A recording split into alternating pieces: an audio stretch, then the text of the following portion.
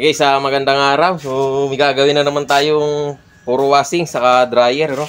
Natambakan na tayo ng gawain. So, unahin na natin tong Micromatic na spin dryer. So, dalawa yan. Ito, magkamukha sila. Pero isa lang ang may-ari. Ang pinapagawa niya ito. Kakahuyin daw yung isa, ililipat daw yung, kasi yung motor nito, dahil na bulok. Bagong-bago. Oo, bagong luma. 2 taon daw, sabi niya, sa pagkabili. Ang itsura ng motor, so ito, kinalas na nila yung likod. Eh no, bagong bago, pero kalawangin na, tapos nabulok. Ayun, nabulok na yung loob. So ayan ang itsura ng motor. Kalawangin, tapos ala na rin yung mga rubber ng paa. So nasira yung motor niya, ayaw nang gumana. So kung pare-repair sana, susubukan ko siyang i-repair. Kaya lang gusto niya, yung motor ng isa na yon, yan, ililipat dito. Kasi yung basket nun, nagkalas-kalas, nangalasog-lasog na daw. So ito itsura, oh. So ayan, ala na yung basket, tinanggal na nila. So ayan, nasira, pati yung pinakabelo niya, oh, kumalas. Ang naging problema naman ito, yung sa may paa niya sa spring, natanggal. So yun, lumambot, nag-alog-alog, nasira. So pero buo pa yung motor niya. Ililipat na lang natin siya dito, tatransfer natin. So kambal, magkaparehas. Tapos itong wasig na i-repair din natin, may kamukha din, ayan, oh, kamukhang kamukha niya, pero luma lang itong ano, pero sharp din siya, parehas sila, ayan, oh. So sa ako na lang kukuha ng kanyang video, gagawin. Unahin na natin tong pinapagawa nilang Astron pala. Hindi siya magkamukha. Akala ko magkamukha. Ang tatak pala nito Astron. Ito palang isa, ang tatak niya ay Cleanmatic. Oo nga, no. Cleanmatic. So iba siya, magkaiba sila. Pero sa forma, magkahawig, magkaparehas. Ayun, oh, titignan nyo. Magkamukha, ikakala ko parehas pati tatak, eh. Yan, oh. Oh. Sige nga, di nyo titignan. Akalain na parehas, oh. Oh, di ba? Magkamukha pagdating sa oh. Yung tatak lang niya yung nagkaiba. Astron. Saka dito sa may ano niya, oh, Cleanmatic. Magkaiba sila.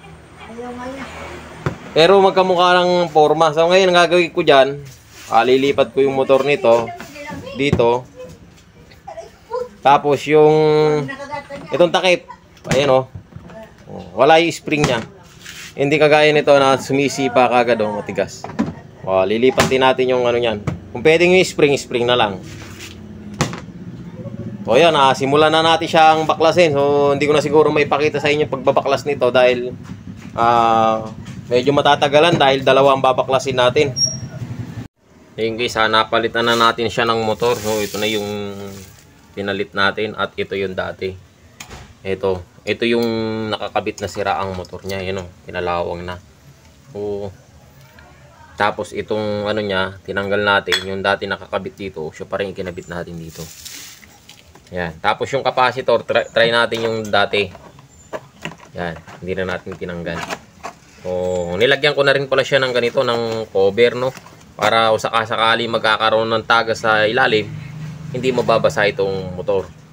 Pero nilagyan ko na ng ano, hinray ko nilagyan ng pandikit yung dito sa may babaw niya. Yan, mga butas-butas dyan. Baka dyan nagdadaan yung tubig. Yan. Lagyan natin ng rugby kaya nakataob. Tapos ayan, salpak na lang natin. So ito nga palang rubber nya. So yan, nilagyan ko siya ng map guard, yung paa.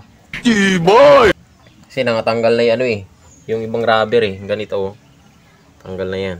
So hindi ko na kinuha yun dito sa may ano nya, yung dati. Pasiraan natin, eh, oh. Palaspag na. O hindi ko na kinuha yun. Nagkabit tayo panibago map guard. Puro map guard yan, oh. Ayan, oh, puro map guard yan. Okay na yan. So, tatlo. Okay na. Nakabit na lang natin. So, testingin natin siya ikabit. Isa, wiring tayo ng ano niya, makina. Kulay-kulay lang naman to, kulay orange. Nalagyan natin doon sa orange. Tapos yung sa white, ayan, pagsamay lang natin to, orange. Tapos yung sa white, ito. Bali, tatlo.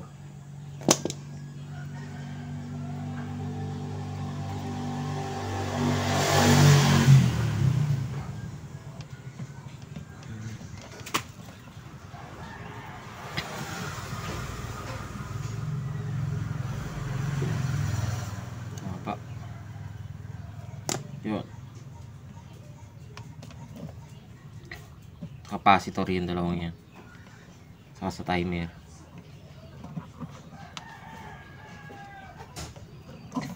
Tapos yung blue, common.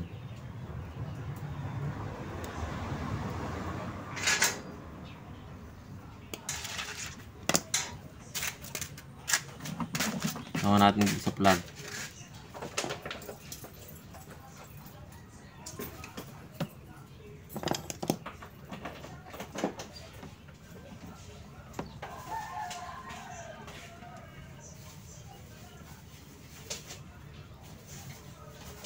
Tapos yung isa, yung gray, timer to.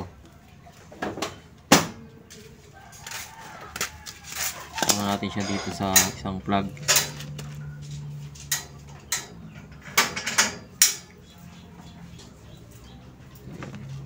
So, ganyan lang.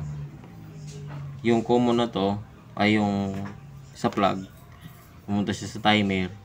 Pagbalik niyan, yung isa white na, pupunta na siya dito. Kaya magsuswitch lang siya. Kabit na natin itong connector niya.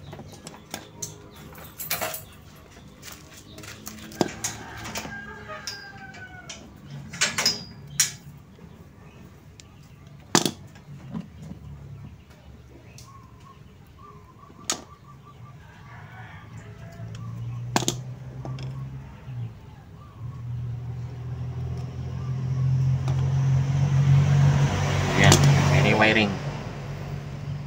Tapos pagsama-samahin lang natin to at lalagyan natin siya ng plastic.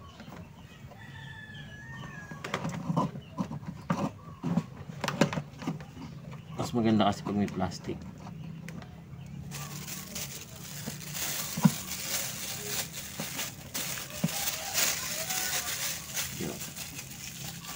Balot natin ng tali natin ang cable tie.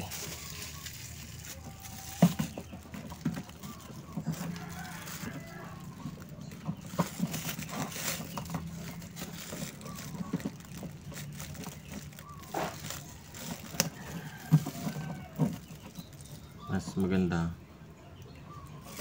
ayusin natin ito. Yan, para hindi lalaylay doon.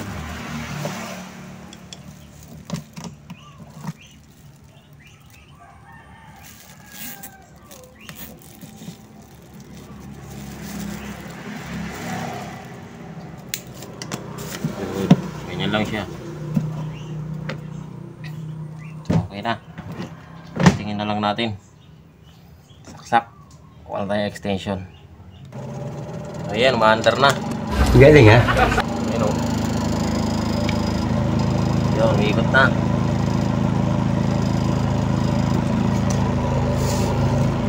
So, angat natin. Mamamatay. Ayun, kalakas ng preno. Ayan. Okay na siya. Kaya nga ikaw alam kung magaling ang tsamba mo, malakas eh. So yun, goods na to. Kakabit na lang natin yung takip. Hindi pa natin siya pwedeng salangan ng tubig o ng damit na basa kasi baka tumulo. Yung ginamit natin na rugby doon sa ilalim, hindi pa tuyo. baka tumagas yung tubig doon. So ganyan lang muna, patuloy natin. Pero okay na to, tatakpan na lang yung takip sa likod dito. So yun guys, sana nakatulong sa inyo yung video na to at maraming salamat sa panonood.